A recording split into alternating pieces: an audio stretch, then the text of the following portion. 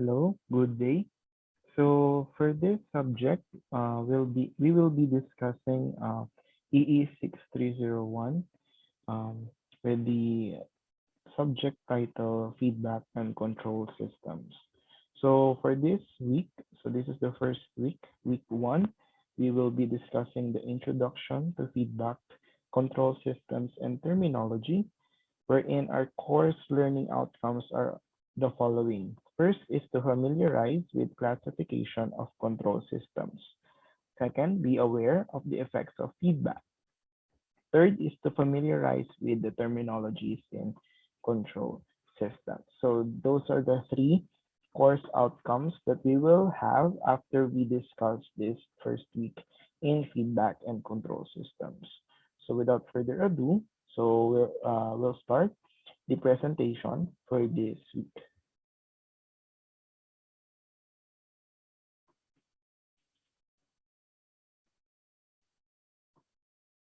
All right. So our topic for today is Introduction to Feedback Control Systems and Terminologies. So as we encounter feedback and control systems, this means that we have already encountered a higher level of understanding when it comes to circuitries, electronics, and electrical systems. So those are the things that varies in order for us to understand more about feedback and control systems.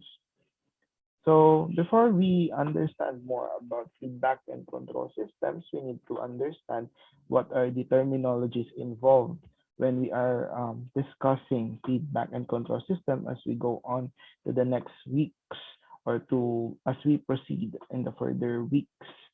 All right. So first is the word control. So when we say control, it is defined as is usually taken to mean regulate, direct, or command. So either of the three, yun yung meaning niya.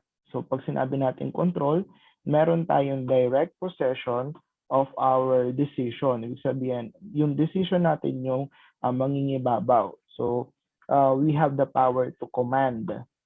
All right, so that is control.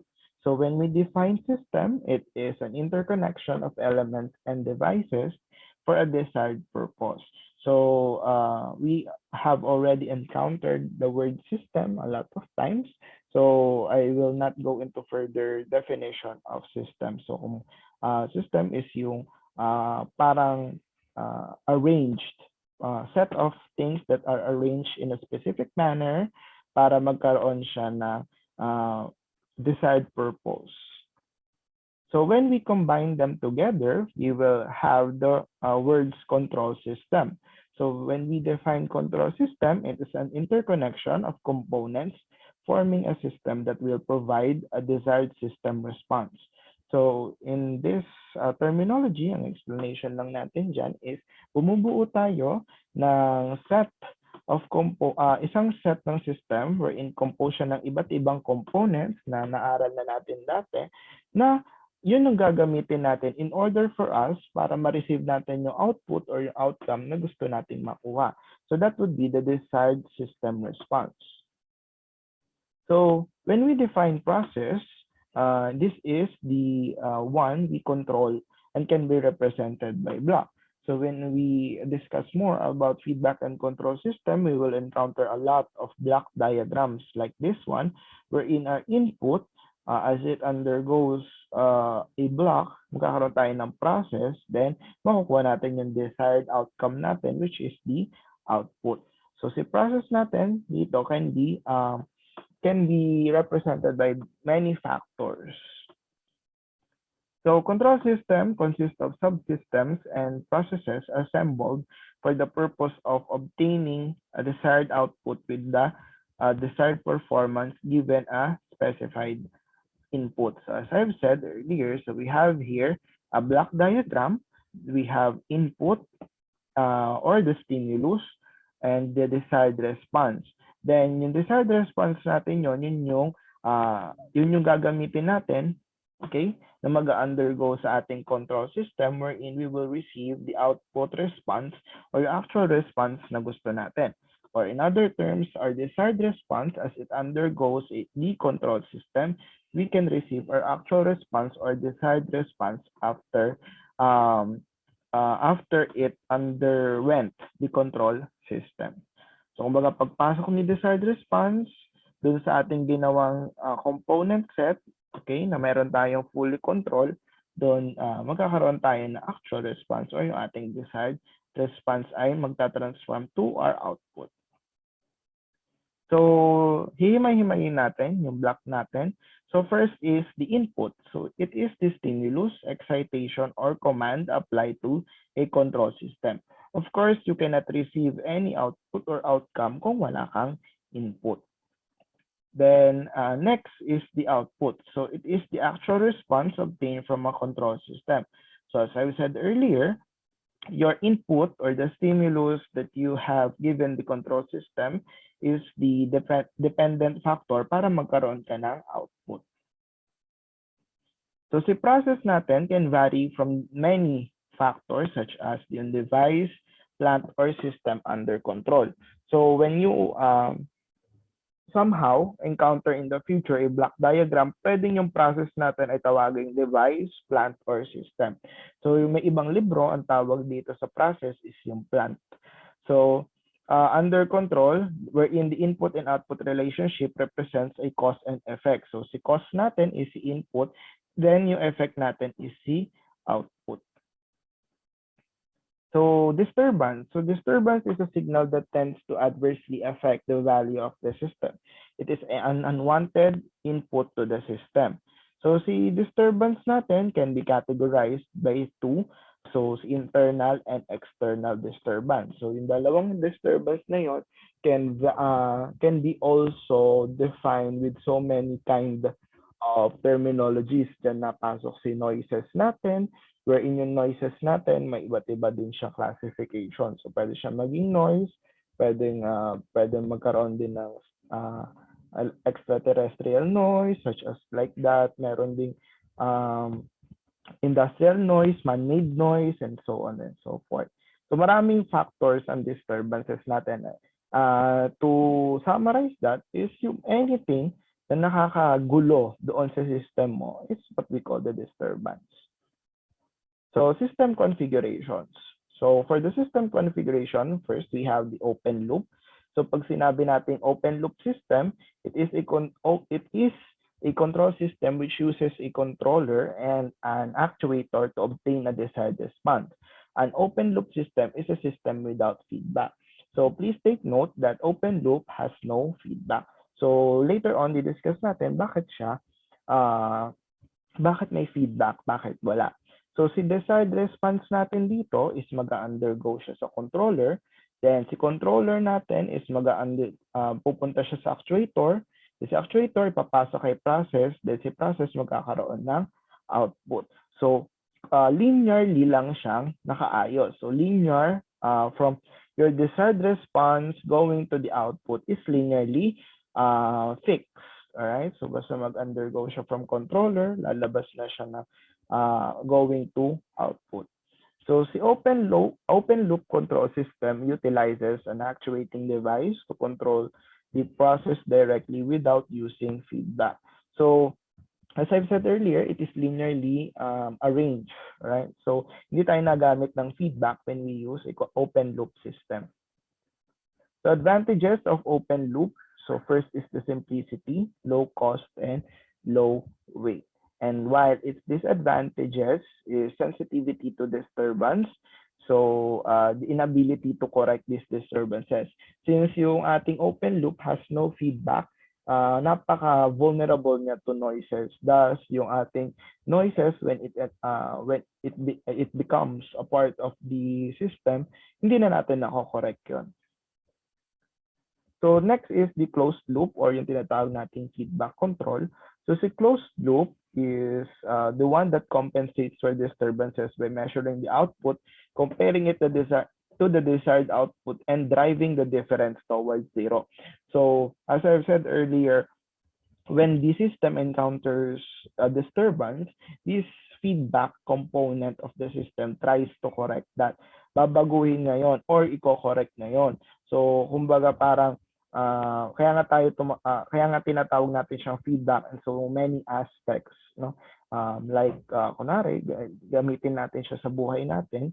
Alright, nagkaroon kayo ng open forum, nagkaroon kayo ng feedback about one another.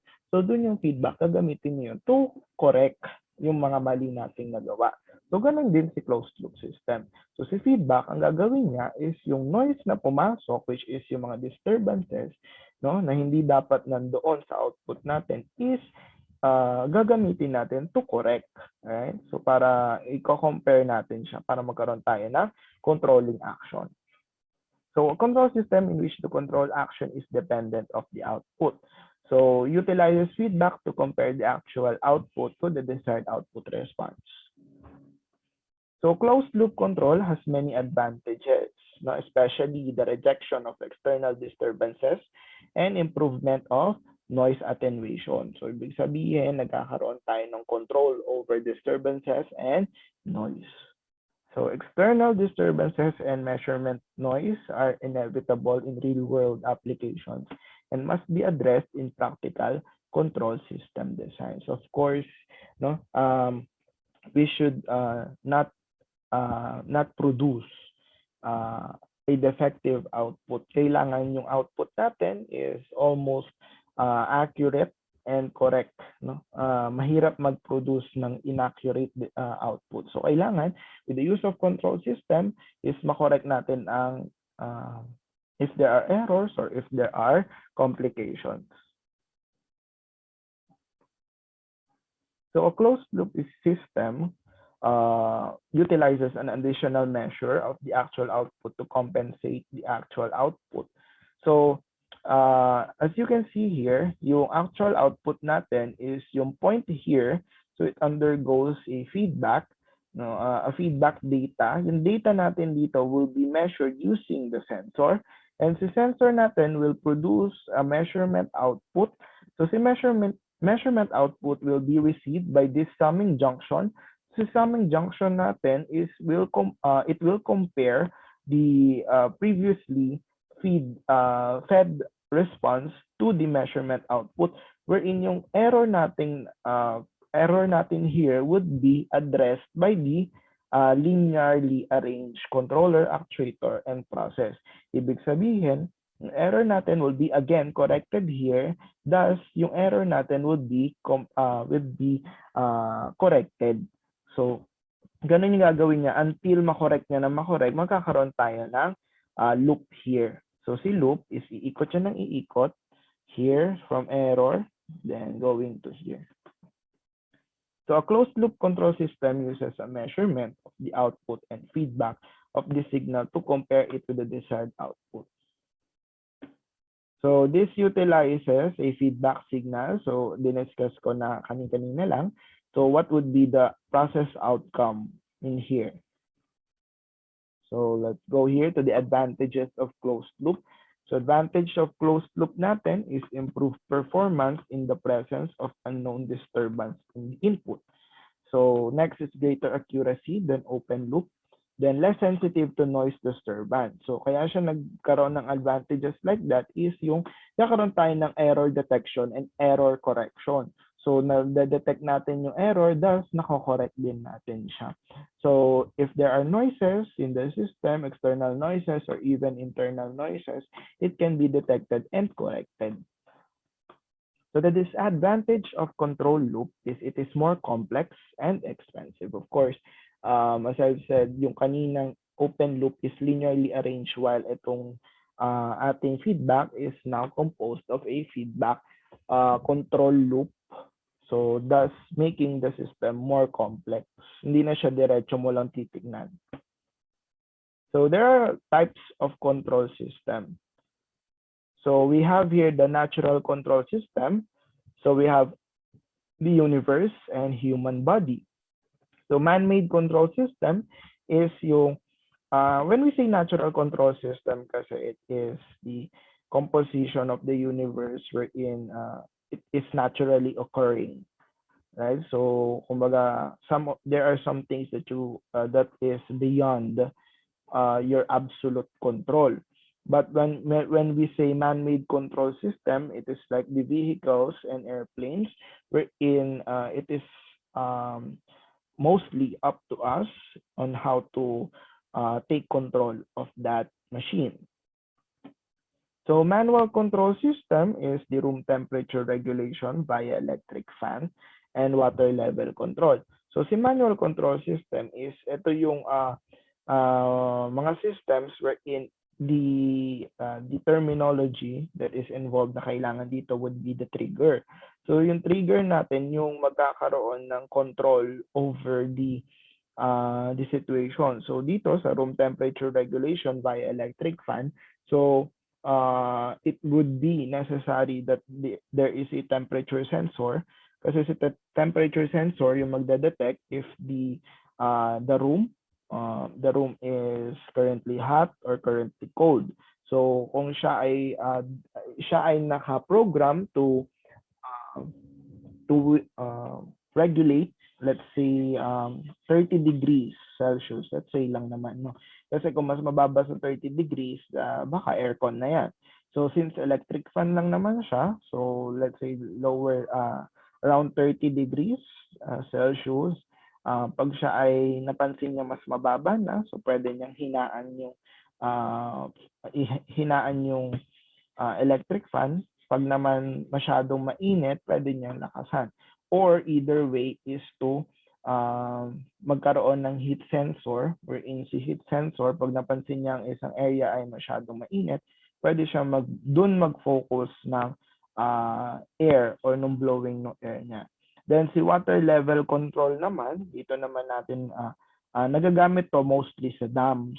No? So si dams, meron niyang sensor sa taas at sa baba, or almost at any level, meron niyang sensor or meron siyang point wherein you can measure the level or the amount of the water na nandoon, no? So hindi mo naman pwedeng maglagay ng meter stick sa dam. So these are the points wherein meron tayong control. So ano po yung application nun?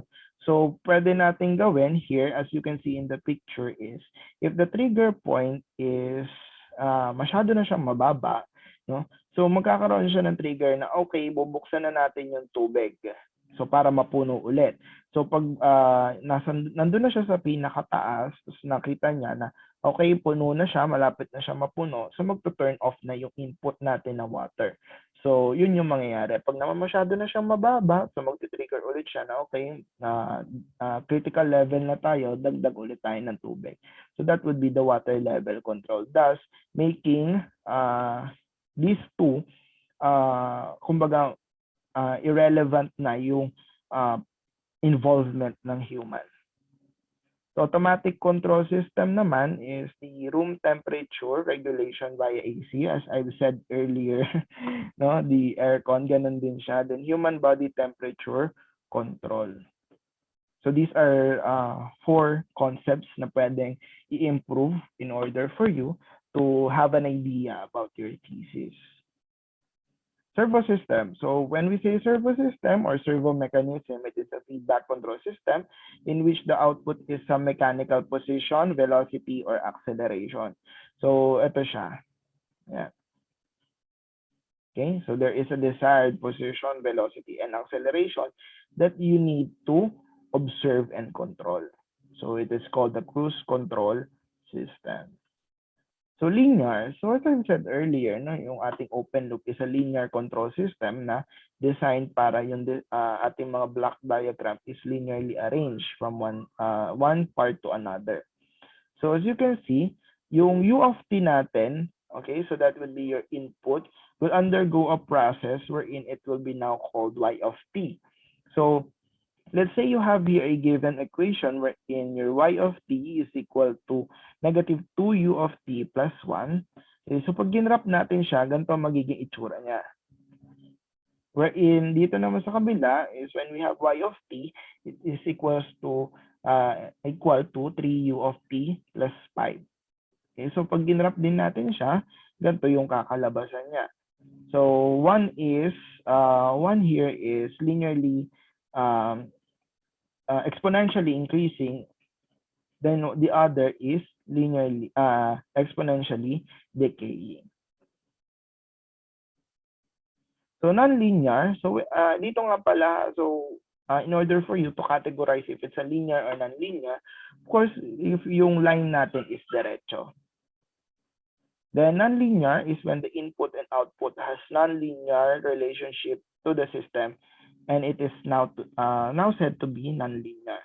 So here is meron tayong relationship between yung percent open and yung ating temperature. So this is a clear representation of the valve opening with respect to time.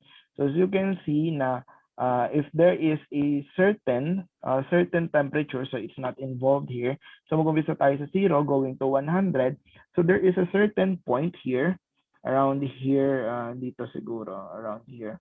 Ayan. So when the desired temperature is reached by the system, yung valve natin,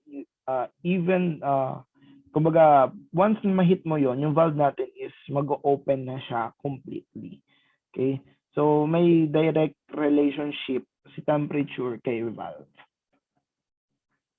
So, TI and TV, or yung time invariant and time variant. So, this when the characteristic of the system do not depend on the time itself, the system is said to be time invariant control system. Time varying control system is a system in which one or more parameters vary with time. So lump parameter versus distributed parameter. So this will be all discussed naman in the next lesson. So we have only the introduction pa lang naman. So in the next topics, we will have different examples for that. So here is the control system that can be described by ODE, or yung ordinary differential equations natin. We call that as lump parameter control system, wherein yung M natin will be multiplied to the square of your derivative of x over the derivative of time squared. And it will be equal to C multiplied to the derivative of x with the respect to the derivative of time plus kx.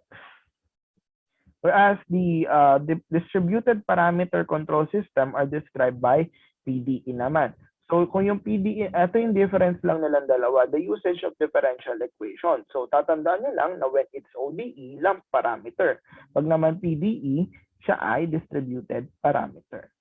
So here, the function of 1 or f1 natin is multiplied to the rate of change of x over dy, or the derivative of I, plus yung f of 2 or yung function 2 natin multiplied to the rate of change of x over derivative of z, which is equal to g squared of the rate of change of x over dz squared. Continuous data and discrete data system. So si continuous data and si discrete data, ito yung pinagkaiba nilang dalawa. So si continuous data, all system variables are function of a continuous time t. Whereas yung discrete time control signal natin is involving one or more variables that are only known at a discrete time interval. So yun yung difference ni continuous data at ni discrete time. Deterministic and stochastic control system. So si ating control system can be determined if it's predictable or repeatable. So as you can see here, meron tayong sawtooth at meron tayong square wave. So if the control system is a stochastic control system, so makikita nyo dito na with respect to time, hindi mo siya pwedeng i-predict. So, hindi predictable over time what would be the performance ng function z of t natin. Whereas, dito sa una na predictable, wherein yung one point of time natin going to 0, going to this point, can be called as 1 or yung mark natin. So, sa y of t natin, here in y of t, then yung t natin here. So, Pwede natin sabihin, ito ay binary 1 and yung nasa ilalim is binary 0. So, pwedeng mark space, mark space. So, nagkakaroon tayo ng prediction and repeatability. Whereas, pag hindi naman, so nagkakaroon lang tayo ng randomness. So, advantages of control system. So, the advantage of control system is first is power amplification. So, as you can see, pag nagkakaroon ka ng control system kasi, if you are minimizing the power spent on disturbances or noises, thus giving you large amount of power for your output. So control system will produce the needed power amplification or power gain. Next is remote control. So si remote control, since you have now your set of components giving you the decision of what you want to have as your output, so nagkakaroon ka ng remote control. Hindi mo siya puntahan, pwede mo na siyang, pwede kang magkaroon ng, yung system mo pwede magkaroon ng independence from you. So convenience of input form. So the temperature control system, the input is the position on the thermostat and the output is the heat. Thus, a convenient position input yields a desired thermal output. So, in short term, ibig sabihin natin dito is giving the system a more, more accessible to you na output and input. Kumbaga, isi-switch mo na lang yung knob, makukuha mo na yung output na gusto mo. Right? So, para electric fan lang, pipindutin mo lang if you want 1, 2, or 3. So, those are the input that you want, then you will receive yung amount of air na you want to have. So, compensation for disturbances. In an antenna system that points to a commanded direction, wind can force the antenna to deviate from it. Of course, weather is an extreme factor in disturbances. The system should detect the disturbance and act accordingly. Examples of control systems. So here we have an example. First is the toaster. So a toaster toasts bread by setting timer. Input natin, of course, is your desired time. Ano bang gusto mo? 5 minutes, 10 minutes, 15 minutes. Then yung input mong yun na time would undergo the toaster. So anong output mo? Of course, is your toasted bread. So it varies from the time na binigay mo. So yung 5 minutes mo could be hindi pa masyadong tostado. 10 minutes, 15 minutes, pinili mo 30 minutes, gusto mo talaga yung sobrang crunchy. So that is your output. Whatever time that you have inputted to the system would be your output. So objective, make bread golden brown and crisp. So a toaster does not measure the color of bread during the toasting process. Hindi mo naman ipapasok si bread at sasabihin mo dun sa toaster na gusto ko ng golden brown at crisp. No. So ang gagawin mo is you will have the toaster the time setting. Okay? So yun lang yan. So ito na yung explanation nun. So next is the laundry machine. So a laundry machine washes clothes by setting a program. So yung program natin iba-iba yan. Cotton ba yan? White ba yan? Color? Heavy? Meron kasi tayo, pwede tayo maglaban ng mga, let's say, mga kumot, mga tuwalya. So mas mabigat yon. Hindi mo siya pwedeng isama. Lalo na yung color sa hindi decolor. Diba? Kailangan magkahiwalay yan ng paglalaba. So, hindi mo naman pwede sabihin kay machine na i-segregate mo to. So you would produce a program na okay, ang lalabang ko would be the delicates. So delicates natin is ipo-program setting mo yun, lalabhan lang ni machine yun. Therefore, giving you your output which is the washed clothes. So okay, so isa pa to. So it does not measure how clean the clothes become.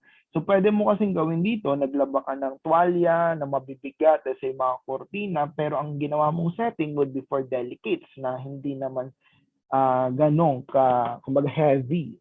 Diba? So pwedeng hindi niya malinis ng maayos yon kung mali yung program mo. So hindi naman niya pwedeng sabihin na okay, labhan ulit kasi hindi pa siya malinis. Hindi po yun possible. So control without measuring devices such as sensor are called open loop control. So automobile direction control, so attempts to change the direction of the automobile. So this is a function where in the brain, the hand, the steering wheel angle, then automatic function is the linear arrange function here. So in direction natin would change because of our eye. So si eye, sasabihin niya na meron tayong pwedeng mahagip or pwedeng mabangga. Therefore, this data will be fed to your brain na okay, kailangan natin ng hand-eye coordination na iiwas natin yon doon sa possible obstacle. Okay? So that will give you your desired output. So course goals natin, alright, so to learn the basics of feedback control systems, modeling, analysis, design, and theory. So this would be your course roadmap. The modeling, the analysis, the design, which would be as much as possible be simulated with MATLAB. Okay, so representations natin can either be of the three: block diagram, mathematical model, and signal diagram. So sample block diagrams natin is in a chemical process control system, it is valuable to control the chemical composition of the product. To do so, a measurement of the composition can be obtained by using an infrared steam analyzer as shown in the figure below. The valve on the additive steam may be controlled. So this is the block diagram. So medyo malabo lang siya. So the main steam here and the output here is being measured by the infrared analyzer. All right. So example 1. So in order for you to create a block diagram for that, you have a linearly arranged valve and mixer tube, then si chemical composition as your output, then si infrared analyzer, yung magme-measure no chemical composition if that's possible or not, then nagkakaroon tayo na error detection and correction, thus giving a more accurate chemical composition. So example 2, describe the block diagram of a person playing a video game. Suppose that our input device is a joystick and a game is being played on a desktop computer. So this would be your block diagram. So si player, joystick, and video game, those are independent variables.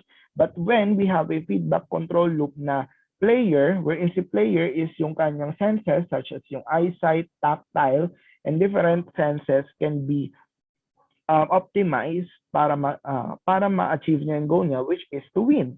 Alright? So yun yung mga feedback niya. So kung napapansin niya na medyo mababa na yung score niya, so gagamitin niya yung adrenaline and yung senses niya para magkaroon ng error detection. Okay? So kailangan bilisan ko yung paglaro or kaya kailangan ito yung tactics na gagamitin ko in order for you to receive the game object. Example 3. So many luxurious automobiles have thermostatically controlled air conditioning system for the comfort of the passenger. So here is the block diagram. Again, with the use of sensors and senses and different analyzers, you can receive a feedback control loop here, wherein the thermostat and air conditioning unit and the automobile cabin, if it's too hot or it's too cold, magkakaroon tayo ng error correction and detection, thus giving an automobile cabin temperature. So engineering is concerned with understanding and controlling the materials and forces of nature. Of course, engineering is very valuable to the human race. And control system engineers are concerned na magkaroon tayo ng complete access to that opportunity. Okay, so control engineering is not limited to any engineering discipline. Okay, so your reference for this would be Norman Nice, John Wiley and Sons, Control Systems Engineering.